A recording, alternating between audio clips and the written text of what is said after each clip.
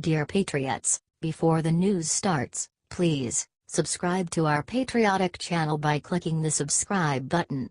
Give us a thumbs up to this video. Don't forget to leave your opinion below in the comments section. Share the news on Facebook and Twitter so you friends see it. Thank you. After Cowboys took a knee last night, Trump just came out and slaughtered them. President Trump called on the NFL on Tuesday to change its own rules on kneeling during the National Anthem. He then blasted the Dallas Cowboys during the protest during Monday Night Football. The NFL has all sorts of rules and regulations. The only way out for them is to set a rule that you can't kneel during our national anthem, Trump said. This is why you don't mess with Trump. He hits back hard. He then referred to the booing that the Cowboys got. The booing at the NFL football game last night, when the entire Dallas team dropped to its knees, was loudest I have ever heard. Great anger, the president tweeted.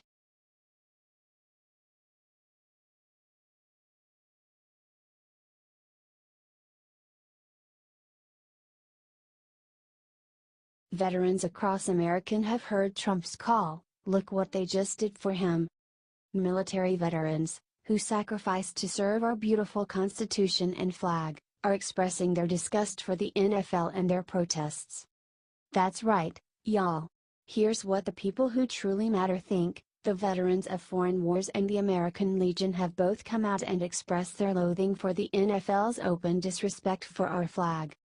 Vietnam combat veteran Keith Harmon said this: "There is a time and place for civil debate, and wearing team jerseys and using sporting events to disrespect our country doesn't wash with millions of military veterans who have and continue to wear real uniforms on real battlefields around the globe.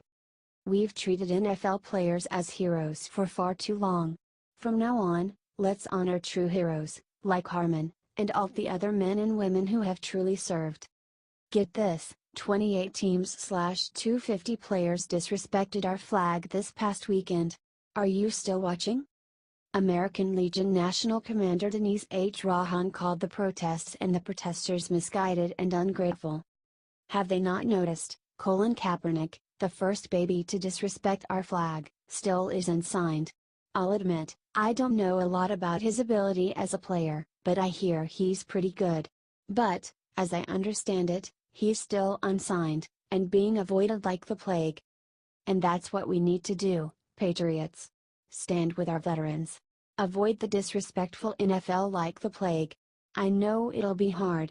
We all love football. But this disrespect cannot be tolerated. Patriots, will you stand with our vets and president? H.T. The Daily Caller.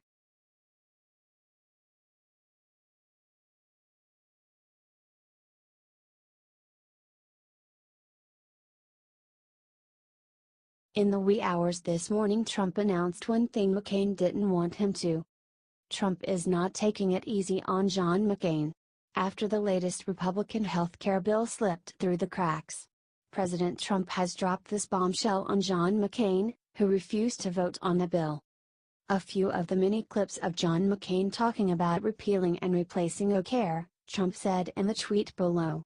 My oh my, has he changed complete turn from years of talk. McCain and 3 other senators opposed the bill this Monday night, and the bill is expecting to die quickly because of it. Republicans are messing up. They can't fix anything. They can only pass the bill with 2 GOP votes, without any Democrat support. Senator Susan Collins, Republican Maine, has also announced this morning that he will be voting against the bill. Trump is very upset that McCain is sinking everything he does in order to get back at him.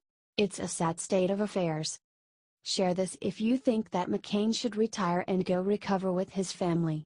We are sorry that he is sick, but he doesn't deserve to get to make the rest of the country sick because of it.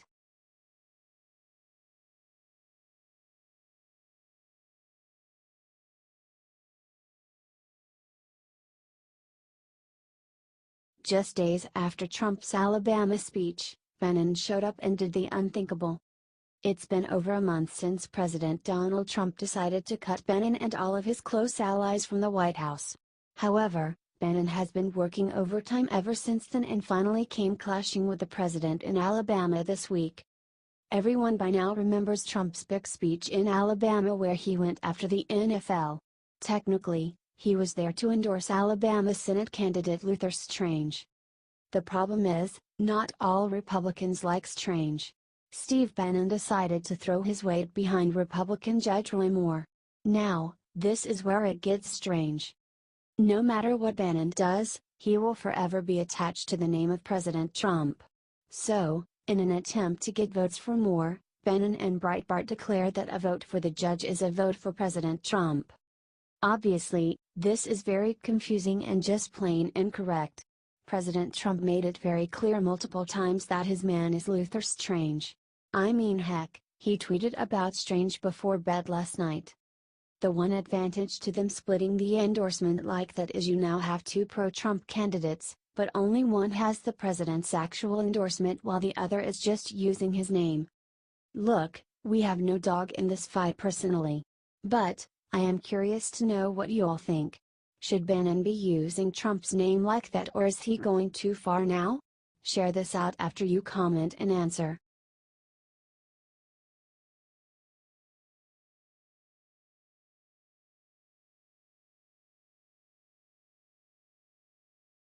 Moments before Obamacare repeal vote, Senate Republicans did the most disappointing thing imaginable. This was supposed to be a big week for the Republican Party. The Graham-Cassidy Obamacare repeal bill was shaping up to finally be the win that Republicans have needed since they took over Congress in January. Then it happened. As if the party was not already in enough deep doo-doo with its supporters, the party did the most pitiful thing possible. They decided not to even vote out of fear of losing. Oh, and this was a big one too. You see, the rule in the Senate that allows them to win with 51 votes instead of 60 is about to expire until next year.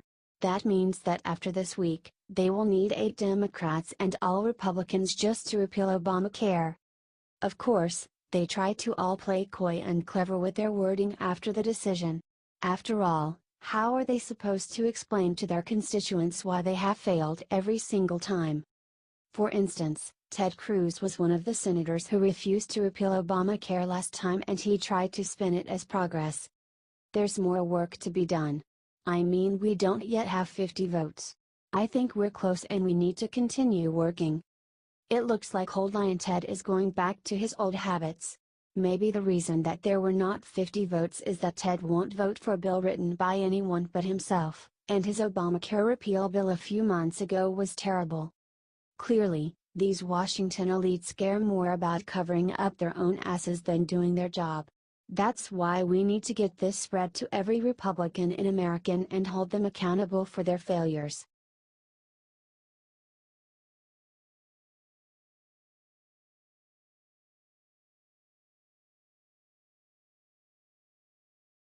Trump just unleashed his best plan yet to pound North Korea where it really hurts. President Trump continues to go hard against North Korea. Past week, efforts by has-been presidents have failed to do anything to thwart Kim Jong-un, but Trump is not backing down. Tuesday, Trump announced new sanctions against the reckless regime that will hit them where it hurts. And that, of course, involves money. The newest sanctions target 8 North Korean banks, and 26 North Korean nationals operating out of China, Russia, Libya and the United Arab Emirates. Treasury Secretary Stephen Mnuchin said the sanctions are designed to fully isolate North Korea, in an effort to achieve our broader objectives of a peaceful and denuclearized Korean peninsula. This is further evidence that our president does not want a nuclear war, and that he continues his efforts to reach a diplomatic solution. The MSM wants to act like Trump is a madman, bent on nuclear war, but nothing could be further from the truth. At the same time, he is fully ready to take Kim Jong-un on, militarily, if he fails to heed Trump's warnings. If you are proud of how Trump is handling the North Korea situation, please share this everywhere and comment "I support our president." H.T. The Hill.